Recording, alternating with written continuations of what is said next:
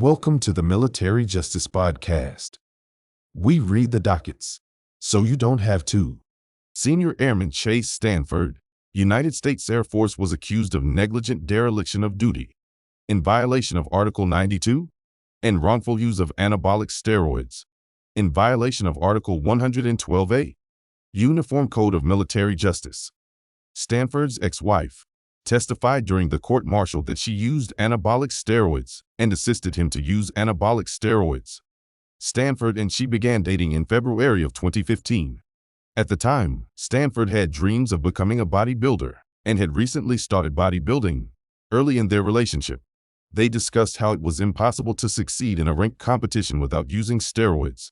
Towards the end of 2016, over a year after they began dating and prior to their marriage, they discussed his roid use. During their discussions, she observed Standford looking up different types and how to use safely. According to his ex-wife, Standford first tried using testosterone in late 2016 or early 2017. She even assisted him by injecting the testosterone. They would obtain the syringes from Tractor Supply.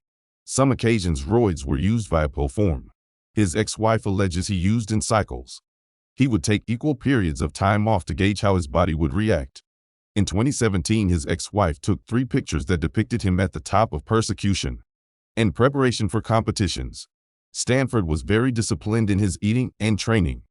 He cut calories and decreased his liquid consumption prior to competitions. At the same time, his ex-wife also used. She made no assumption that he pressured her to use. On February 3, 2019, Honolulu Police Department responded to Standford's house after receiving a call that a firearm was being discharged.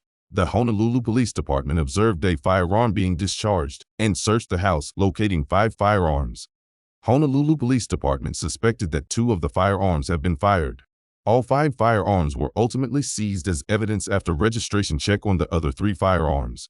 The 3 were determined to be unregistered.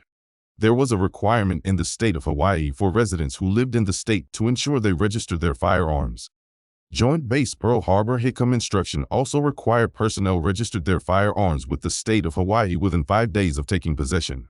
When the police department searched for Standford's firearm registration in Hawaii, their query returned no results. On May 6, 2021, security forces also seized Standford's handgun from the base armory where it was being held as a courtesy.